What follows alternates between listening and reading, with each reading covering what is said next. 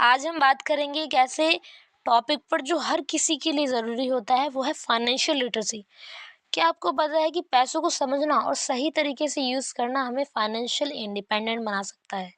मतलब हम जब चाहें अपने पैसों को सही जगह पर, जहाँ पे हमारी नीड है, रोटी, कपड़ा, मकान, उससे भी ज़्यादा हम अपने पैसों का इस्तेमाल कर सकते हैं। फाइनेंशियल लिटरेसी का मतलब होता है पैसों को समझना और उन्हें वाइजली मैनेज करना। ये सिर्फ सेविंग्स या इन्वेस्टमेंट तक लिमिटेड नहीं होता, बल्कि बजटिंग, डेब्ट को कैसे मैनेज करते हैं, क्रेडिट स्कोर और रिटायरमेंट प्लानिंग हर चीज़ का हिस्सा होता है।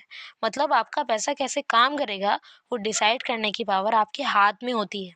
फॉर एग्जाम्पल, अगर आपको इंटरेस्ट रेट्स या ईएमआई की छोटी छोटी ट्रिक्स पता हो, तो आप अननेसेसरी खर्चा होने से अपना बचा सकते हो। बजटिंग, सब कुछ यहीं से शुरू होता है। सबसे पहला स्टेप ही होता है कि बजट बनाइए। अपनी मंथली इनकम का पोर्शन एलोकेट कीजिए कि 50% मेरे को यहाँ पे खर्च करना है। 30% फॉर एग्जांपल आप शॉपिंग और एंटरटेनमेंट के लिए फिक्स कर दीजिए। 20% फॉर एग्जांपल आप सेविंग्स और इन्वेस्टिंग के लिए कर दीजिए। इसी रूल को 50, 30 और 20 रूल कहते हैं।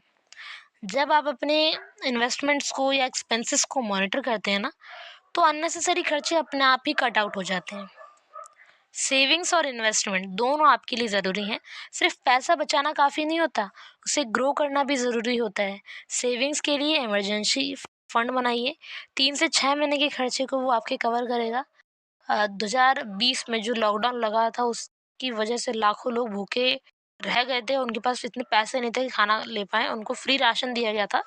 तो आपकी भी हालत ऐसा ना हो, इसलिए आप इमरजेंसी फंड तैयार कीजिए। न्यूट्रिशन, प्रोटीन, विटामिन्स आपको मिलें और आपको फाइनेंशियल दिक्कत हो तो आपके पैसे आपकी मदद कर पाएँ।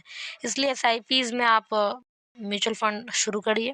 और हाँ, ये बात ध्यान में ज़रूर रखिएगा कि जो पावर ऑफ कंपाउंडिंग है बहुत ज़्यादा है, ठीक है? ₹500 अगर आप हर महीने जमा करते हैं ना, तो 20 साल बाद वही ₹500 हर महीने आपके एक एसेट बन जाएगा, बहुत सारे पैसे हो जाएँगे, ठीक है? क्रेडिट कार्ड्स और डेब्ट मैनेजमेंट। क्रेडिट कार्ड हमेशा बर्डन नहीं होते अगर आप उसका सही से यूज़ करते हैं। हर महीने का बिल टाइम पर क्लियर करें और अपनी क्रेडिट लिमिट का सिर्फ 30% यूज़ करें। अच्छा क्रेडिट स्कोर आपको फ्यूचर में लो इंटरेस्ट पर लोन लेने में हेल्प करेगा।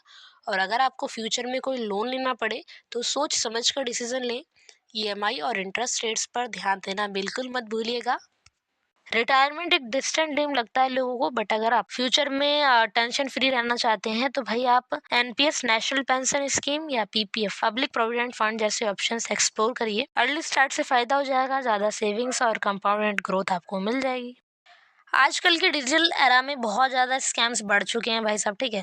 फेक इन्वेस्टमेंट स्कीम्स आ चुकी हैं। आपको फिशिंग ईमेल्स से दूर रहना है। कभी भी अपना ओटीपी या पर्सनल डिटेल किसी के साथ शेयर ना करें। और कोई भी स्कीम अगर आपको too good to be true लग रही है, तो समझ जाइए कि उसमें कुछ तो लोचा है। दोस्तों, फाइनेंशियल लिटरेसी एक जर्नी है जो आपको लाइफ टाइम हेल्प करेगी।